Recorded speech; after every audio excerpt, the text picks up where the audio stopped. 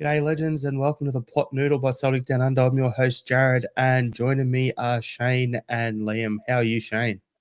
I'm on top of the world, even though my voice doesn't sound like it.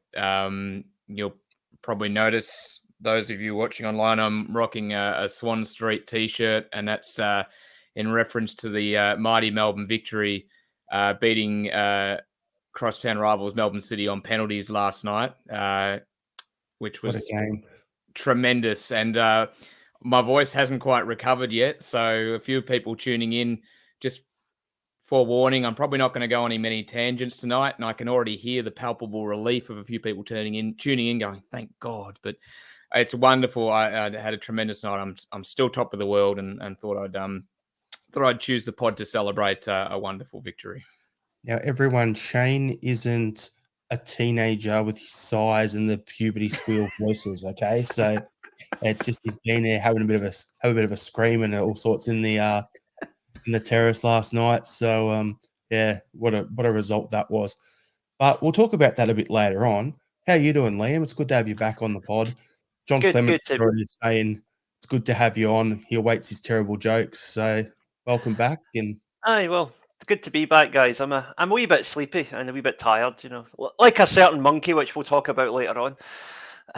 hey, have a look at the thumbnail for the episode on YouTube if you don't know what it's referring to. Yeah, we've got a bit of stuff to talk about, so let's no mucking around, jump straight into it. Celtic 3, Hearts 0 in the SPFL. So now it's another one down, and the way I'm looking at it is it's one step closer to having our hands on the trophy.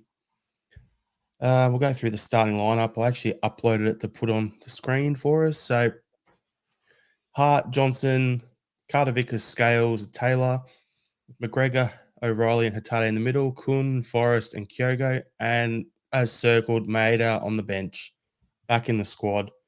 Happy days. Liam, what was your thoughts when you saw the starting lineup? It's pretty much as I thought it would be. I mean, I guess that Dyson would be on the bench with a view to him playing a bigger role next week. And yeah, I think that Forrest is undroppable at the moment, and yeah, Kun is showing enough to warrant getting in a team ahead of Yang at the moment. So just keep going with that. Yeah, I was quite happy with the team. Interesting thing to note actually was when Hearts lined up, I saw that their goalkeeper is Clark and their number 2 is Kent, which as a Superman fan, I kind of appreciated the symmetry of that, Nerd! Had to. Shane, what was your thoughts when you saw the lineup? Any surprises or anything you thought would have been different? The only thing really was whether McGregor would be out of midfield and Awada would come in. That was really the only thing for me. I thought Maeda coming back early, if he was any chance to line up, was always going to be on the bench. But we've seen Calmac over the past few weeks since his return, hasn't really been up to speed. Was wondering whether Brendan would actually pull the trigger and start Awada instead against Hearts with a view to maybe having him start against Rangers in a week's time. But he stuck fat with McGregor, and credit to him, it paid off. The only thing for me looking at that lineup was pre-game when I looked at it, I'm going to bring it back up on the screen again, was there's not a single summer signing in that starting lineup. You've got Kun that we signed in the winter window. Everyone else was in the squad last season. And as a comparison, this was I think it was in one of the other group chats I was in. Here's a starting lineup from last year, at some point last year. So Hart, Johnson, Carter, Vickers, Taylor, McGregor, Hatate, O'Reilly, Forrest, Maeda, Kyogo. So the only difference there is Starfelt is in one of them and Scales in. Starfelt out, Scales in, and Maeda on the bench this week with Kun starting. It's the only difference. So looking at that, I was just like, okay, that just shows how poorly our recruitment was this offseason. But at the same time, we got the job done. So I'm not there to complain about anything. I just thought that was a bit odd looking at that going, okay, the amount of players we brought in and none of them have cracked the starting lineup going down the final stretch of the season. I thought that was a little bit of a doozy. But yeah, I'll go to you, Shane, for your overall thoughts on the first half. Thought it was a really impressive first half of football. I thought early doors, it was sort of, and it was pretty stretched first half in general, to be honest. But I thought as the half wore on, in particular, we really worked into it. But I loved the energy that we had. I thought we played with a really good tempo, and I'm not just talking with the way that we were passing the ball, but actually just our movement in terms of players getting into space.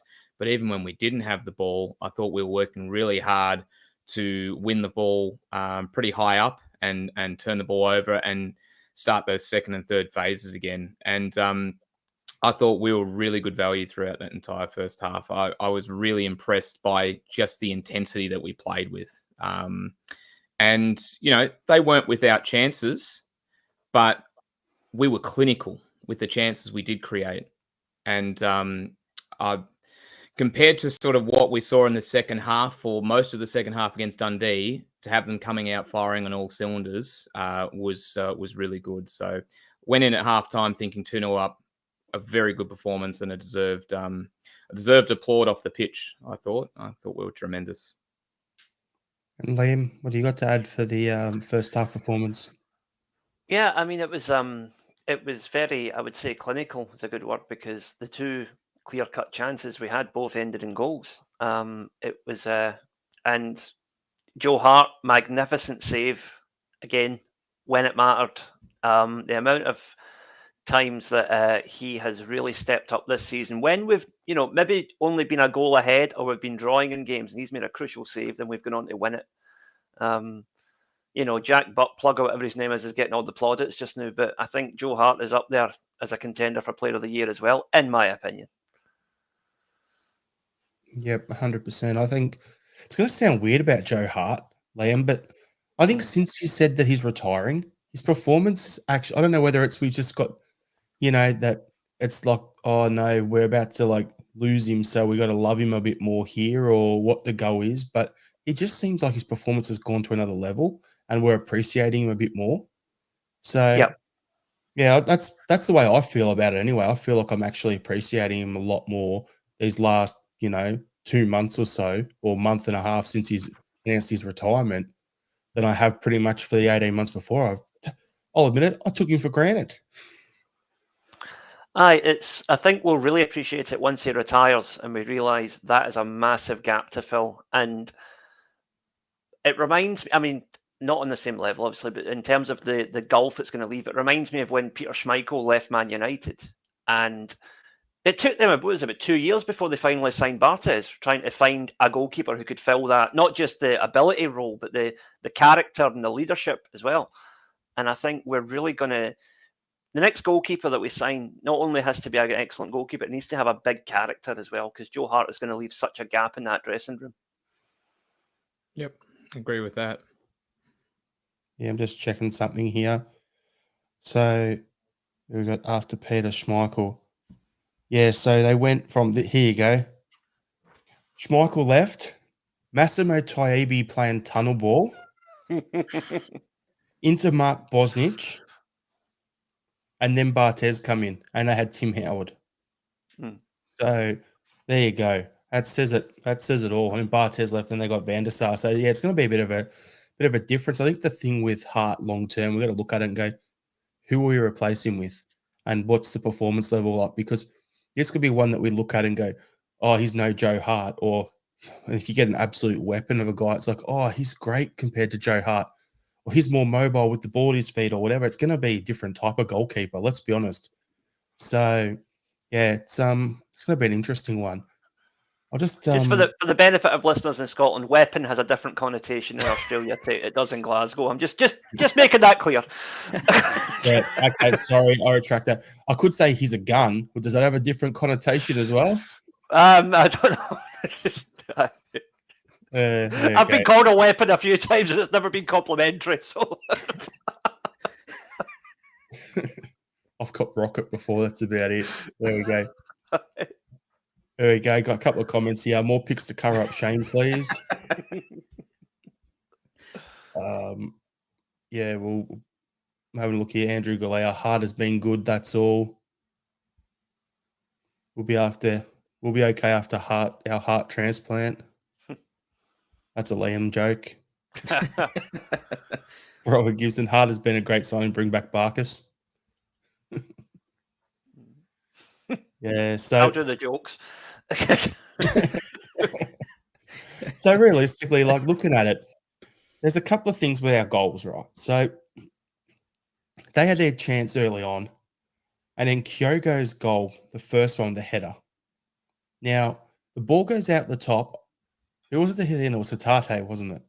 Yep. And he puts it in, and from some angles it looks like he's having a shot, but then you get another angle, and he's like doesn't put anywhere near enough power into it. So you can see he's just trying to get it back into the mixer and see what happens. But if you go to a wide shot, there is 11 Hearts players in that box, and Kyogo's movement, somehow he gets into position, times his run, the ball imperfect, and he just had all the time in the world to get that header in the goals. Unbelievable link-up play from Hatate and Kyogo, and seeing that there, and then the second goal later on with the movement from O'Reilly to Hatate as well, not Hatate, O'Reilly to Kyogo as well with that run. The second goal, you've got O'Reilly looks like he's going nowhere, and then all of a sudden, 3-4 seconds later, Kyogo's timed it, bang, balls in the back of the net. Both of them show us what we've been missing this season. Hatate coming in frees up O'Reilly to get a bit more creative. Hatate comes in, frees up Kyogo because he sees his runs. And I'm looking at this gun. We have missed out on a lot of opportunities for Kyogo. It looks like we all think he's had a pretty bad season. He's probably stopped around the 20 goal mark. It's unbelievable just seeing the timing of his runs and it actually being picked out again. We've missed that. Yeah. He's such. Okay, go on, You Shane. go, Liam. Shane, you go ahead. I was just going to say he's such an intelligent striker in terms of his movement and his timing.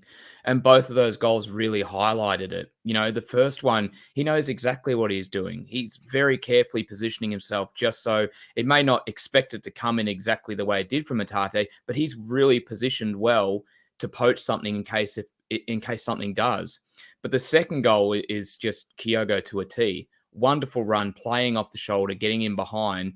And O'Reilly finds him with an inch-perfect ball. It's just tremendous. And you're right, Jared. It is what we've been missing all season. And it's a credit to him that despite the fact we haven't really been playing to his strengths, that he still continued to work hard. And when those opportunities did come up and, you know, we are playing more in his wheelhouse, which we really did. Like, those goals matched the tempo and the way we were actually playing on the weekend. Those goals were a direct result of the kind of way that we were shifting the ball and the pace that we had in the game.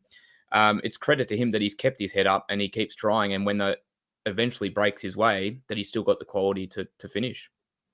They weren't counterattacks. They weren't breakdown plays where the ball's just gone in, rattled around, and someone's got a boot to it. They were actually structured plays the way that playing to his strengths. And as Andrew says in the comments here, Kyogo is always looking for an opening. Hearts players are all ball watching, 100% on both of them. And as Robert's saying, the ball from Hatate was brilliant. Exactly, like spot on. So the first goal was made in Japan. So we'll let you talk about it, Liam, and then go on your tangent after that. Well, to follow on from Andrew's point in the comments there, I think that the ball watching was evident because the goalkeeper immediately stuck his hand up to shout offside. I don't think he realised there was a Hearts player behind him on the goal line. I don't think he knew that he wasn't the last man.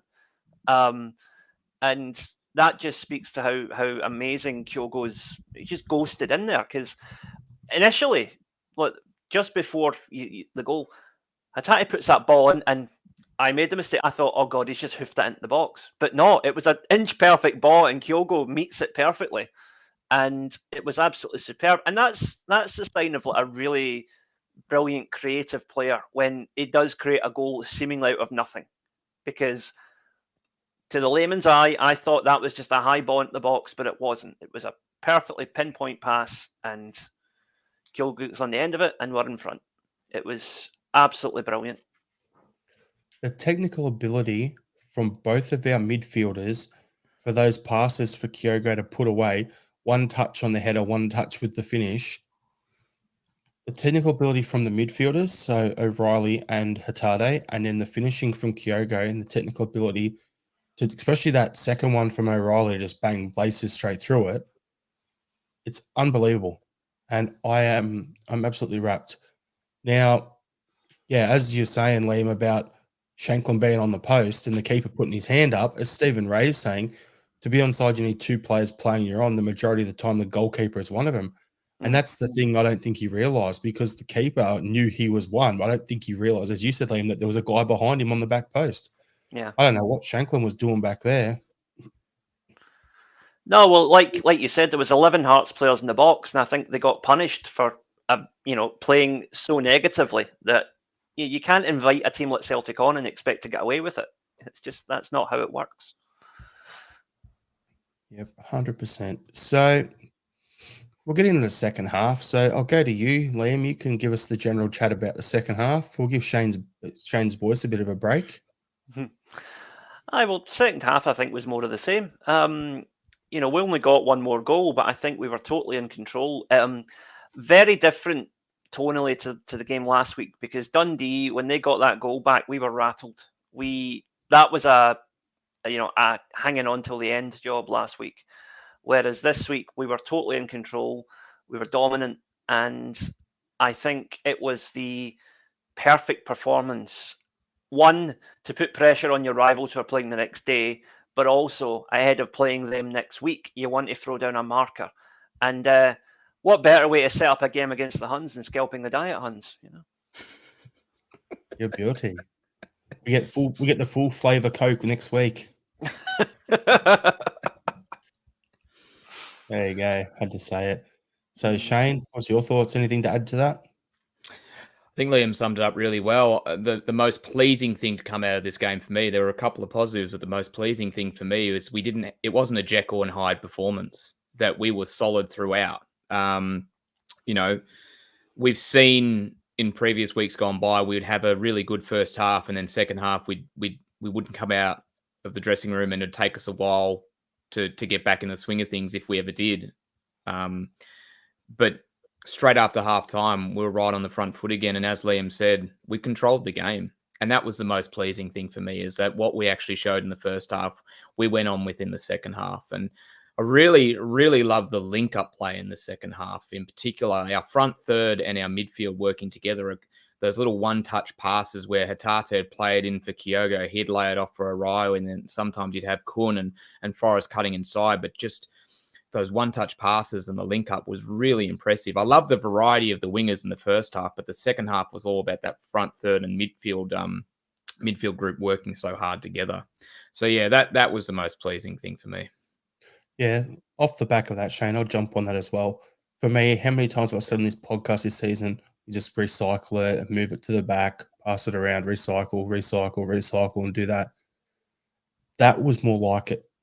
And I said to you boys off air, and I want to ask you right now, was that our best 90-minute performance this year? I'm not necessarily talking about the season. I'm talking this calendar year. To me, yes, it definitely is. I can't think of any better. Yeah, 100% this year. Since January, absolutely. Aye. Yeah. So I had a couple of things on my notes here before we discuss the second half goal, because it ties into it. Lawrence Shanklin, his handball he gave away for the penalty.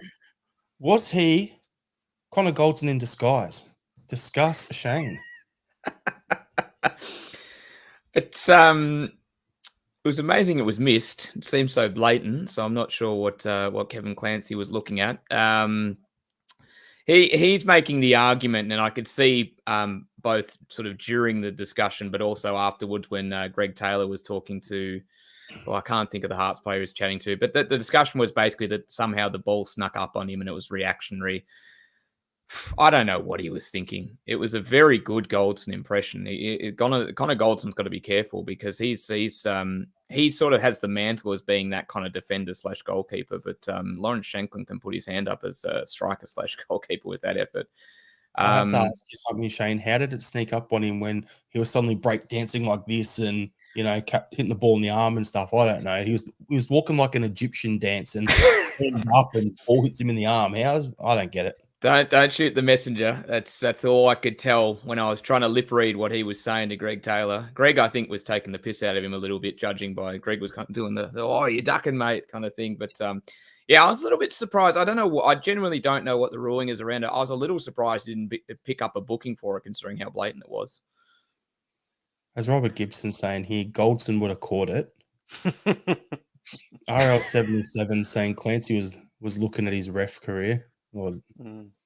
And Andrew saying, as Ange said recently, the game's not refereed at the ground anymore. Liam, what do you think? Yeah, it's I think it just highlights in two decisions the gross incompetence and, if I'm being generous, inconsistency of referees in Scotland. If you look at that decision with Shankland and then the decision Kilmarnock got against them yesterday, one was a red card and a penalty, the other one wasn't even a booking. And yet, to me, I don't know if I would have sent off either of them, to be honest, but if you're going to send somebody off, the Shankland one was a lot more blatant than the Kilmarnock one. Well, corporate cronyism saying in the comments here the same thing. Shankland avoiding red and Kelly getting the red yesterday shows exactly where it's at in this country. Yep. It's double. They put in the double jeopardy rule, Liam. They brought that in. So, if you give away a penalty, you don't have to be sent off. But it's got to be something, you'd think. But just to jump in on that point, wasn't the double jeopardy around a straight red, though? I thought that was basically you couldn't get sent off a straight red card for something that was a football action, basically. I think you could make arguments that obviously it was worthy of a yellow card, but is it really a football action either? Probably not. I just look at it and go, okay, both were yellows and they're both penalties. That's that simple. I mean, the Kelly player got a straight red, didn't he? It wasn't a second booking. That's... I agree. I think a yellow card would have been fair in both counts. Clear handball, clear disruption of an attack, but is it intentional or not? You can make that argument. But as I said, I think with Shankland's case, there's a much stronger argument to say that it was deliberate, because he clearly puts his hand away from his body towards the ball, whereas the Kelly player doesn't know where he is, and the ball just hits him. It's ridiculous. It's just absolutely ridiculous. And that is the one thing that we need to be wary of next week. We can't let the ball in our penalty area, because as soon as we do, any chance they get is going to give them a penalty. Well, RL77 agrees with you, Liam. Look at this. Yeah. RL77 only fears a Hun referee and a Hun VAR. Yep. For the derby. And then, as Ross Douglas is saying as well, the St. Johnstone game, we had the same thing happen that happened against them, and it wasn't a red. I think Andrew made a really good point in the comments as well, which I neglected to remember about the VAR review. He's, I'm pretty sure that's spot on. If it goes to VAR, they can't just give a yellow. So good shout out, Andrew. That's skipped my brain. Robert's saying Shankland's just a prick and send him off for being himself. That's a fair assessment of the situation. And the other thing about VAR, just while we're on the VAR subject, right? This is something that's been bugging me all week. There's a big movement in England just now, and I think it's growing in Scotland as well, to get VAR scrapped because they think it's just slowing the game down too much. And I'm in favour of VAR, but I can understand that point of view. The thing I would say is that the whole raison d'etre of VAR is supposed to be to correct obvious unintentional mistakes, right? Obvious unintentional mistakes. Now, if you need 15 replays in 10 minutes to decide whether it's a penalty or not, I don't think that's an obvious error, is it? Because it's not obvious if you need to take that much time to think about it. Come on, Liam. That means you're thinking of a certain thing known as common sense would be applied here.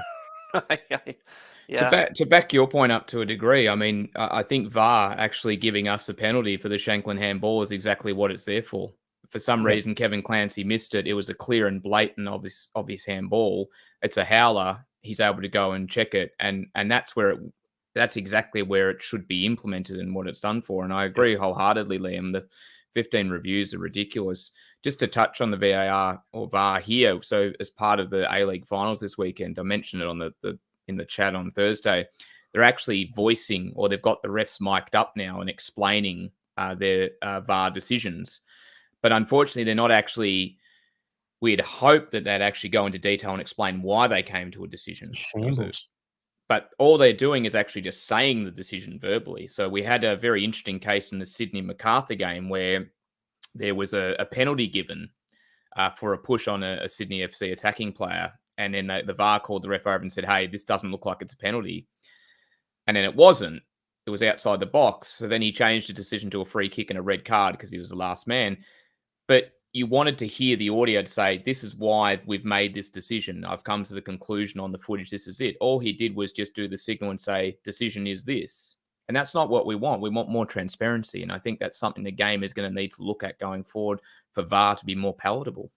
Even for the players on that one, Shane, because the ref come out and he goes, oh, it's actually a red card. And then he walks over and the cameras go to the player who it was for. And he's like, looking all confused, like, what? How? It was in the box, thinking it was a penalty. Even he thought it was in the box. And then all you see is the ref come over and just do that no with his yellow and then gives him a red card. And then he's just like, what the hell? So even that doesn't work. Absolute shambles. And Andrew's saying that in the comments here. What about the audio announcement for VAR in the A-League? How would that go in Scotland? It wouldn't.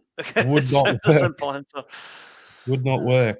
Well, you just have you just have literally the audios, like, saying like penalty to Rangers, and that'd be it. They'd have that on loop. Yeah. Gav's saying in the comments here, VAR has made the linesman redundant. Yep. And RL77, we'll finish off this little rant here. Kirkland on VAR at Rangers game has already been found in an SFA VAR report to have given 2 penalties that were wrong, yet he's at the Rangers game again. Make it make sense. Exactly. And then Michael McDonald saying, the SFA are thinking of bringing in a retired English referee as head of refereeing in Scotland. Saw that. They could. There you go, Robert. I just saw their pre-game talks down at the lodge. So, yeah, as Andrew was saying, as you were saying, Shane, we need to hear the conversation between the ref and the VAR ref to actually hear what they're discussing and why they're being told to look at things. And is the referee asking for a still? Are they asking to see it at match speed? Are they asking to see it at 1/10 pace, whatever, to see reverse angles and everything else? It's just, you need to see the why behind what they're doing for it to actually make sense that they're doing it. Otherwise, it's just a wank fest, really. It's the nicest way I can sum it up. The thing it's not just VAR, but there's a clear pattern and a history here that referees in Scotland are terrified of accountability of any sort. When Celtic rightly raised concerns several years ago, what happened? They all went on strike, down the tools and threw a tantrum, and they would do it again. Good, because they're just terrified of accountability. Let them. Let's get in some Belgian refs or some refs from Holland or Ireland or the US or wherever. Who cares? Anything would be an upgrade. Yeah. Stephen Ray makes a good point here. Linesman given offsides has always been guesswork. I'm all in favour of the semi-automatic offside they use in UEFA competitions. Thank God he put offside in that. Yeah, that could have been a very different message otherwise. I was just glad it came out in the right order when I said it too. So we'll just go back to the game. We've gone on a little tangent here. O'Reilly's penalty. Nice finish. 2 or 3 steps of whack in then. No issue. So that goal, job done. I want to discuss the last 2 things from the game before we crack on. That's for you, Gav, before we crack on to a few other topics here. But I want to talk about the midfield dynamic. We spoke about it early on about Callum McGregor starting and how bad he's been the last couple of weeks, and then how well he played this weekend. So for me, I think the dynamic was great. But what was your thoughts, Liam? Yep. I thought it was. I think we all. I think it's. The thing is, there's so much just coming together at the right time for us right now. Kyogo's getting his form back. O'Reilly's coming back to what we know he can do. Hatate looks as if he's pretty much recovered from his injury, as has Carter Vickers. Everything is just coming together when it needs to. And, this has not been a great season in terms of performances for me, but it looks like we've got just enough to get it over the line, and things are coming together when they need to. And that's just part of it. Yep. Yeah, I think Liam's hit the nail on the head, and if you look at them in each individual cases, O'Reilly's had a dip in form, which he's been working his way out of. Hatate's come back from a long injury layoff. He's trying to get up back to match speed and find that rhythm with his teammates again. And you've had Kalmak come back, who's been well off the pace, and all three of them on the weekend starred. Every single one of them. I thought O'Reilly was probably best player on the park. I thought Kalmak was very close behind him, and Hatate contributed exactly as you'd want him to as well. For me, the most pleasing of the three was the return of the performance of Kalmak. He was absolutely at that level that we always expect from him. He was buzzing around the pitch. He was dropping deep to make himself available to get on the ball. He was turning. He was shifting it quickly. He was back to being that fulcrum. But then the energy that he provided in midfield, even from a defensive capacity, remember in the second half, they had a break on and he raced back. He won the ball, nicked in, and then kicked it away despite the other Hearts player, I can't remember who it was, coming in from the other side. It was just a tremendous moment. And it got probably the biggest roar of, as they said on Celtic TV, it probably got a bigger roar than the goals even. That's the energy that he provides, and it's the leadership he provides, and it sets the standard. We were already well in control at that stage. He didn't need to do that, but he went above and beyond because he wanted to set the standard. And seeing that return was, again, a big positive. So, yeah, I think this midfield dynamic's only going to continue to gel even further and get back to where they were. The unfortunate thing is Awada's been playing well when he's been out there as well. So he's just he's the unfortunate one in it. But him getting around games, if we go into the derby on the weekend and we're a couple of goals up and we need to shore things up, I'm happy with that. Mm. It's good to have that option there. So, yeah, we'll crack on for Jared this time as well. And we want to talk player focus, anyone that you want to touch on in particular. So, Liam? I would just like to give another shout out to Joe Hart. I think Kyogo was outstanding. O'Reilly, Hatate, McGregor, whole midfield was fantastic. But again, that important save when it matters. And yes, I am biased because I was a goalkeeper myself. And yeah, I just think that guy just does things when they matter. And it's really a vital part of the team. And to be fair, I think most fans have now realised that. And Joe Hart is getting a lot of the plaudits that he wasn't getting before. Great to see Daizen Maeda back as well. And I think he's looking good ahead of the game next week.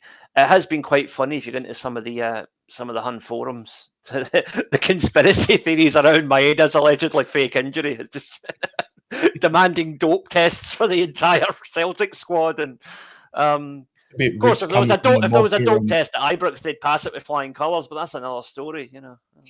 So I was going to say, where's their Ventolin, Liam?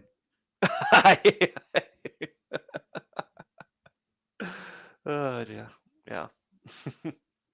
Yeah. Shane, you got anyone you want to give your player focus to? I'm going to give a shout out to Jamesy Forrest. I haven't been on the past few weeks, so I've missed the opportunity to kind of wax lyrical about him and his performances. But again, he's earned his starting spot now, and it's going to be hard to dislodge him. I talked to him in the first half. I loved the variety of the wingers. I loved that they were staying wide when they needed to, but they were knowing when to cut inside as well when the space and opportunities were there. And his directness has been really refreshing. We've had a couple of times without Maeda where we've had Palmer or sometimes Yang on that side where they just tend to be a little bit lost and maybe cut inside too often. But I love the way Jamesy assesses the situation and the directness that he possesses and the smarts that he's still got. And we got 84 minutes out of him as well. So we were talking about maybe we get a solid hour out of him and then we've got to bring him off. He got up to 84 minutes. You know, he could have potentially played out the whole 90. So I love what he's brought. I love the fact that he's still contributing to such a significant degree, and he's starting on the weekend again for mine. So my player focus I wanted to touch on here was just for you, Jared. I wanted to bring up Kun was the worst on the park. I wanted to bring up this one from Robert.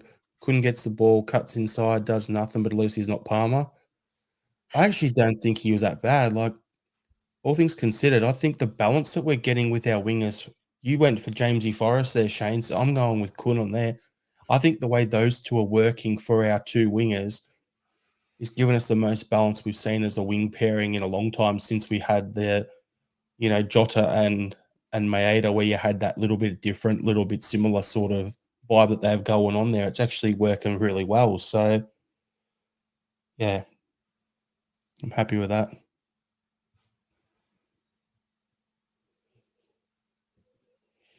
Okay, so we'll go to Liam. Do you want to talk about the Celtic women's team? Oh yeah. First up? So at the time of recording, in about 20 minutes, Celtic women will kick off against the She-Huns in a probable league decider. Sorry, I shouldn't use such language. I've been told the correct term is zombettes. So anyway, yes. Good luck to the ladies. I'm sure that they will do us proud. And Celtic, please put some money in the women's team. They've more than earned it. They have time and time again achieved wonders with the third best budget in women's football in Scotland. And I really think it's high time that we are the biggest club in the country, and we should start financing the women's team like we are the biggest team in the country. So good luck to the ladies, and hope they get the job done. Yep, same here. On the girls, as Franny's saying as well. On the girls, yep. Hope they go out there and win that comp. That'll be pretty handy. So, yeah, we'll crack on here. So, I think Shane's just seen the same comment I did. Yeah. yeah, 100%. So I'm going to bring up. Yeah, we all know, Liam, you love a good football kit. So, and Shane, you're obsessed when it comes to Celtics. So I want to quickly discuss the leaked Celtic home kit for next season. What are your thoughts on that one there, Liam? Take away those side vents and it's a nice top. I just don't like those vents. Although what I will say is that's a similar template to the new Scotland top, which I picked up a couple of weeks ago. And the side vents don't look that bad when you've got the top on. So hopefully it's the same with the shirt. I really like the collar, the sort of Celtic decoration on the collar. That's nice. The hoops are clean, which I think a lot of people will welcome after last season's kit, which I came to like, but I think a lot of people didn't like. Fenians in a half shell and all that kind of thing. But it's it's all right, and I'm okay with it. I don't think I'll be spending 75 quid on it, but I think it's all right. As I said in a group chat when it came out, Liam, I'm like, I love it, except for those side vent things you're saying. I'm like, imagine them if you're a bit of a fat guy or something like that. It's not going to sit well. But then, as you said, you see it on someone. So there's a picture of someone wearing it, and the vents don't look that bad. But then that person's not a fatty, so who knows how they'll work out. Like if I was to wear that, I wouldn't be comfortable. The one thing for me, I'm no stranger to a fish supper, and the Scotland top looks okay on me, I think. So the one thing for me is every time, can we make the star above the logo gold no matter what our top is, please? I'm sick of it being silver or green or white or whatever. We won the European Cup. It should be a gold star. That's something. That's the only that and those events are the only thing that bug me. Shane, are you going to be getting that with James McCarthy's number on it? If he hangs around next season, yes. There you go. It's on audio now. I can't deny it. Much the same as yourselves. I'm not a fan of the side handle or the vent things or whatever you want to call them. But as that screenshot, the last screenshot you put up shows, they don't look that bad when it's worn. So it'll be interesting to see. They look a bit wider. On the first shot that you show, they look very narrow, as if they're very noticeable. But on the second screenshot with the chap wearing it, they look far more on the outside, which didn't come across as bad. I don't like that. I think it's unnecessary. I'm also not a fan of the broken hoops as well across the top. I would rather have seen that go and continue on. But overall, it's not bad. So my initial reaction to it is I didn't like it. So and when I said that, I'm like, I'm going to buy it anyway. But I don't initially like it. But yeah, not bad. Not awful. Not awful. Yep. So I I got will some just comments. reiterate, just for the sake of argument, I will just reiterate that we don't need we don't need new home and away tops every year. It's sheer greed, and every club that does it is complicit. Just The only put thing that I'll out say there. is I think this season you won't be able to get away with telling the fan base we're continuing with the No. half shell. So No. I think the hands are kind of tied this time. Mm. So I got some comments here. Robert Gibson, at least it's not the shirt we've been wearing this season. Mm. Frankie Weldon saying, I don't like the broken top hoop. Andrew saying it's a nice strip. Macaroon saying we should boycott the kit until Lawwell's gone. And then Andrew saying I like the gold star. Shane, what's James McCarthy's number? 16. Robert Gibson saying McCarthy's too busy waxing DD's balls to play football. If McCarthy was any further away from the first team, he'd be the first ever Celtic player to have a 3-digit squad number. Yeah, so for me, yeah, with that top, happy days. All right, next thing is, we touched on it earlier, Lawrence Shanklin named PFA Scotland Player of the Year. I'm just glad it wasn't one of the Huns. It's the only silver lining in that. Mm. Yeah, I almost thought Butland was a shoe-in for it. So similar thoughts to yourself, Jared. Look, 28 goals so far. Obviously, he's still got a few more games to go to potentially put that up. It's probably, if anything, he's had a good season in all fairness, but it's also a credit to his, I guess, continuity, because last season, I think he scored roughly 28 goals as well. So, 2 seasons in a row, not a flash in the pan kind of thing. Look, as you're saying, Jared, I thought Butland was probably going to get it. So the fact Shanklin got it, not too fussed. Credit to him. He's had a decent season. Yep, 100%. Liam, you got anything to add there? No, I mean, I thought Butt Munch was going to get it as well, but I mean, it speaks to Scottish football, really, just like the way that we kind of reward mediocrity. That Shanklin has been all right, and all right is good enough to get Player of the Year these days. He's not a bad player. I don't think he's a great player. He's a serviceable player in a bang average team, and that's all you need to be Player of the Year in Scotland now, apparently. So Robert Gibson saying Shanklin is a Hun in maroon. Andrew Aren't they Gillespie all? saying still no one wants Shanklin. RL77, Shanklin is the new Boyd. Oh, let's not be too harsh. The boy's not that bad. Come on. They both got a face into their mother with love. Like, one's a massive forehead and the other one's just got a punchable face. Let's be honest. It's just a pity that Matt had that kind of dip in form, because up until probably around Christmas, I think he was easily the best player in Scotland. He was tremendous. So yeah, if he hadn't had that dip, we're probably having a different conversation right now. But look, like as I said, I think Shanklin's had a decent season. So credit to him. Well, like you said, a face only a mother could love, and Hun's been what they are. That theory has probably been put to the test at some point.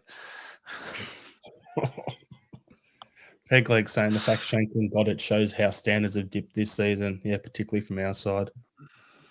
So yeah, on a positive thing, I want to bring up a photo here.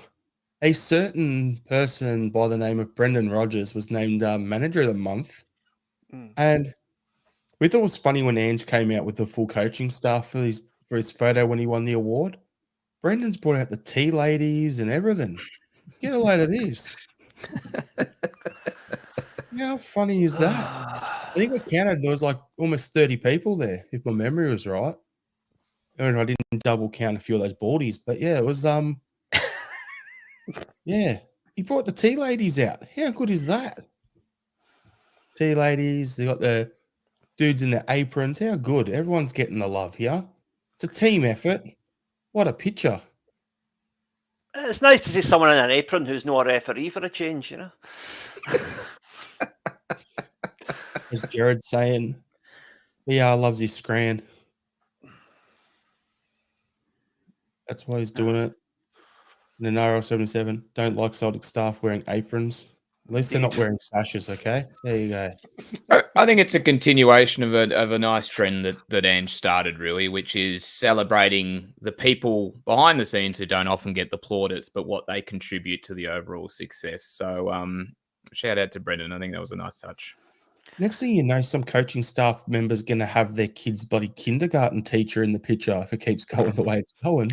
If they contribute to the success, I'm not sure how, but if they contribute to the success, get them in. Well, I would say the one thing, and it's not Brendan Rodgers' fault. On a typical match day at Celtic, there's upwards of 200 or 300 staff that work to make a match day go the way it does, and a lot of those kids get paid minimum wage, and they're not going to get anything like the credit that the people in that photo are getting, and they work just as hard. So shout out to all the match day staff who deserve to be paid a lot more than they are at the moment. You've just given Brendan his next photo opportunity. Get all 300 in, go from the top of the bloody, Lisbon Lions stand or something. Get it done. So Andrew's saying BR's taking the piss. Pegleg, perfect segue for us because this was the next topic we're going to discuss. What do you guys make of Rodgers' fun comment and Baltimore's reaction? So what I've got to do is just get the quote right here. So Rodgers made comments about Celtic working hard all week and then having fun on the weekend. So getting out there and playing is the fun part. So the fun comments were clearly taken out of context to create headlines leading into the Glasgow derby. I put this down to a shit show and sensationalism by the Scottish mainstream media originally, but then Baltimore, he's just an idiot. So, Liam, we'll leave you till last. We'll get Shane's opinion first, and then it's over to you to just go on your tangent and cut sick because I know you and your media stuff, you love it. It's just a beat up, really. I'm sure Liam will touch on that to a greater degree, but I just wanted to touch on Clement and the fact that he's been rattled now for a couple of weeks. We've seen it since their moral victory at Ibrox, and we've seen it continually since. They're rattled. He in particular is rattled, and his media game, which wasn't strong to begin with, has completely dropped off. And he definitely comes across as someone who's continually just looking over his shoulder, reacting negatively to anything that's sort of putting them under pressure. And his other comments were just, some of them were just embarrassing. So it's just I think it's just a sign of where both teams are heading, the trajectory of both teams at the moment. One team is looking forward and going up and enjoying it, and one team's fighting the tide and looking for every excuse and whinging point they can.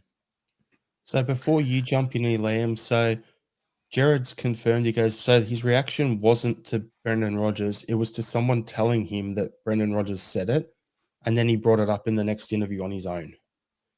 So that's what's happened here. So Liam, everyone get ready, it's time for Liam's rant. Well, I would just first of all say, Shane said he just wanted to touch on Clement. If you're going to, make sure you wash your hands afterwards. But fucking hell. sorry. Look, childish actions from the media who set it up, and even more childish of Clement to take it on. The smart thing to do would have been to just say, look, it's banter. There's a game next week. We'll let the players do the talking on the pitch. But I think Clement's smart enough to know that if form goes the way it's going, his team are going to get scalped next week. So he's getting the excuses in early, and he's getting the distraction in early. So faux outrage at a completely innocuous comment, and remember, at no point did Brendan Rodgers mention Rangers. He just simply said training and then having fun. And many, many great managers down the years have talked about having fun on the pitch, as players expressing themselves through their football, whatever. All these different phrases, which basically mean the same thing. Get out there and playing good football and enjoying doing it. And that is completely harmless. And only in Scotland, only in the west of Scotland, would this get hyped up into some sort of grudge match nonsense. And given some of the utter crap that has been on social media today from supporters of a certain club, pitching themselves with guns and whatever because it's derby week, we really don't need to throw any more petrol on that fire. And the media do it. They know they're doing it, and they're reveling in it. And when some poor guy is up at the hospital next weekend after the game, getting stitches and a head wound because somebody couldn't take getting beat. The media will be nowhere to be seen. They won't talk about it, they won't address it, and they will not in any way even acknowledge their complicity in that happening. But they play a massive part in this. The vast majority of Celtic and Rangers supporters these days, and I've got a lot of friends from both sides of it, are just good, ordinary people who want to enjoy their football. But you have this gaggle of inbred morons who just want to use it as an excuse for violence. And, would an extremist group such as the Union Bears even exist anymore if the Scottish media didn't keep talking about them every week? Apparently, them stealing a banner was a headline news event yesterday. Really? A bunch of Torags. No, I think they ordered it on Wish and just mocked it up. I don't think they could actually. I don't think they've got the intelligence to steal something from the Green Brigade. But that's neither here nor there. Is that really headline news? Do we really want to encourage that kind of thuggery by giving it publicity? Apparently, we do in Scotland. So there's a story off the back of that, Liam, where cops are planning double crackdowns on footy casuals with 2 Old Firm games. This is what it says in the paper, not me calling it Old Firm. 2 Old Firm games in 14 days on the horizon. So basically 2 Glasgow derbies in 14 days, and the cops apparently going to be cracking down because of shit like this that Liam's talking about. Yep. Morons. Yep. So, yeah, it's ridiculous. And the thing is, that in itself, that headline, now I've not read the story you're referring to, but that headline alone highlights the root of the problem. Crackdowns on both sides. That's not how policing is supposed to work. You crack down on crimes. You don't crack down on groups, right? Yep. If a certain group is shown to be committing a crime, repeatedly, you crack down on them. There's only one group that I know that have been sectarian singing consecutively at games this season, and it's not Celtic. Yep. And that is officially a hate crime now. Are we going to do anything about the mass hate crime that's committed at Ibrox every 2 weeks? I don't think we are. And until we do, and while I'm on this high horse, I'll keep going. It's not a white horse, thank God. While I'm on this high horse, I will take no lectures from any politician about hate crimes while orange walks are still a thing. So the whole thing is a complete joke as far as I'm concerned. It's just lip service. That's all it is. Yep. Until they're going to do something about it, 100%. So with that, going back to the topic there, I wish I came up with these names for their podcast. So RL77, welcome to the House of Fun. Brian saying good girls just want to have fun. RL77 was Baltimore crying over Rangers not getting an early penalty was hilarious. It was at Pedro levels. He's losing it. Corporate cronyism saying prefer Rodgers never said it, but that clown biting the way he did was even worse. Michael Stewart called it last night. Ray Clement. Robert Gibson. I'm bringing this up even though I'm not sure if I want to. Clement's mum deserved an award for birthing a head that size. What a legend. Oh, dear. And Andrew was saying they've taken nothing out of our early season lead. We've made this a contest with our poor performances that haven't laid a glove. Yep. And then RL77, to be fair, the Vanguard Bears are quite inclusive. They guard minibuses as well. Is it equal opportunities? They shag flags and statues. Yep. So anyway, moving on. So we'll just have a little chat. I know it's early in the week. We got the derby on Saturday night, our time, Saturday lunchtime in Scotland. So we'll start off with just general feelings on how we think the game is going to go. Like, I'm going into this pretty confident. I'm looking forward to it. If you're up for it, Shane, I'll be at the turf bar to pick you up when you slip over and, knock Vinny over and have a stool land on top of you and all that stuff. I'll be there to help with that. So, yeah, I'm looking forward to it. I'm thinking we're going to win. But there's just a lot of a lot of absolute rubbish to come out this week, and I don't get nervous for the derby games. It's more I just want it over and done with, if that makes sense. Just not because of the football, but because of the shit that goes on either side of the game. After the game when we win, it's hilarious. It's great for the podcast. Don't get me wrong. And the content creation game and the podcast, that's great. But at the moment, I'm just like, can we just get there already? Yeah. Shane, so what are you thinking for the game? Just your general thoughts, and you want to give a score prediction if you want. I'll keep my score prediction till Thursday's pod.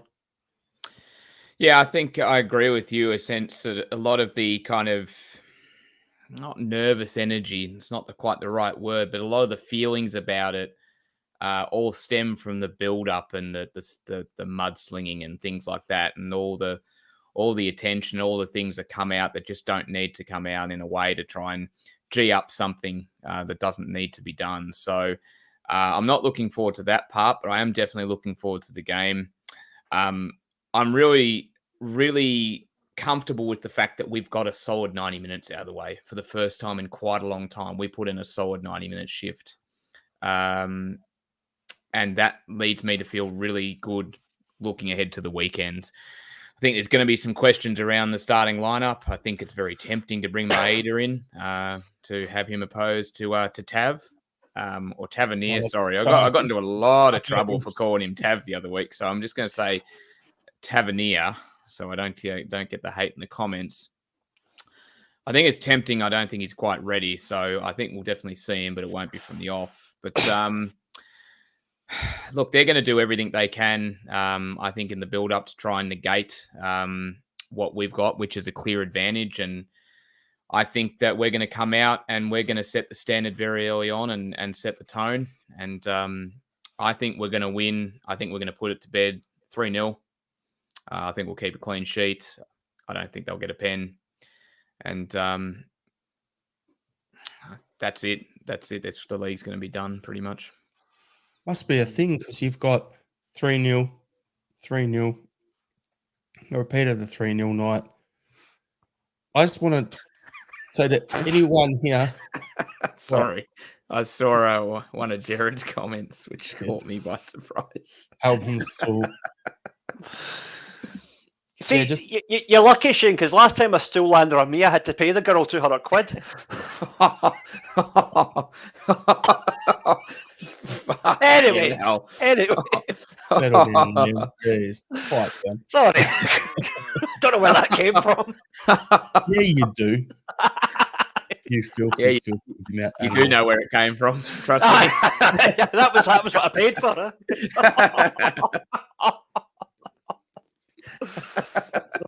So yeah, I've just lost the plot here now. You guys have thrown it. I'm sorry.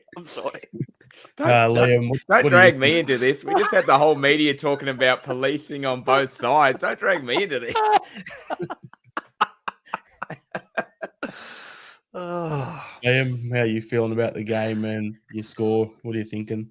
I'm thinking 4-1. I think that the important thing is that a draw does us, and if they have to come out and attack us, that is going to leave gaps. And particularly if Maeda starts, which I think he will, it's going to be open season on that mob, and I think we'll get a few goals. I think they will get the penalty, so that's why I'm going to say 4-1. What I was going to say before, Shane, is it's real simple. If you're at the game, do us a favour. If you can go to the shops and buy those I don't know if they have them in Scotland, the floaties that you inflate and you put them on your arms when you're a little kid in the pool and you can't swim to make you float. We need to get a bunch of floaties so that the first time, what's his name, Fabio Silva decides to go for a dive, everyone's got their floaties on for him because, he's diving in the pool. Because, that's where their penalty will come from. I was just going to go on a little tangent myself. Got to do stuff like that or have goggles on because you're diving or something like that. Just got to do something to wind him up. I don't think he's. Wish I'd had goggles on that night. But anyway, moving on. You're right, Pegleg. He doesn't bring the tone down, does he? You didn't need to tell us where the stool hit you, but I think you've just given it away. As Andrew's saying here, look at their faces as they come out. You'll know straight away we've got them. Yeah. Yep. Aye. So, yeah, I'm thinking as long as we get the win, that's the main thing for me. Or as Liam say, a draw, but I want to win. I want to smash them. Aye. So we'll go to our final thoughts. Before we do that, I'll give you a bit of thinking time, Liam and Shane there. But for me, CelticDownUnder.com, you can go there, check out our merch. We've got hoodies, we've got t-shirts, we've got some drink bottles. If you want one of these flags like we got here, send me an email, admin@CelticDownUnder.com, and we can arrange that for you. Other than that, I think it's final thought time. So, Shane, over to you. Well, I hope I'm not stealing Paul from the weekend review. I hope I'm not stealing his thunder, but I did notice during the week that a very, very seminal and popular Scottish band, the Jesus and Mary Chain, have announced an Australian tour. They'll be coming here in August, and they're celebrating, I think it's a celebration for 40 years, actually. That's going to be impressive. It's going to be loud from all reports. And I know plenty of Scottish expats will get around it, but I'm sure those who love the Jesus and Mary Chain and their music, like I do, will be keen to attend. So looking forward to that. And if I can very quickly, I'll just hold up my shirt again and say, Mon the Vuck. Get to fuck, City. Mon the Vuck. My final thought was going to be on that victory thing.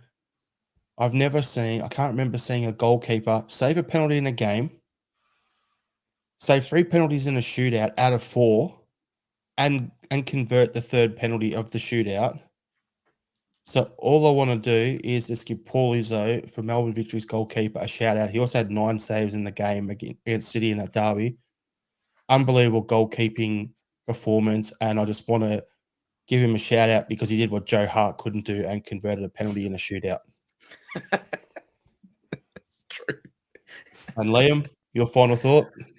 Well, I'd just like to give a wee shout out to everyone's favourite football host, Gary Lineker. Went through his whole career without getting a single booking. Gary Lineker, good guy, shite DJ. All right, everyone. Thanks for tuning in. See you next week. After a derby win on the Monday, hail, hail. Hell, Hail, hell. hail.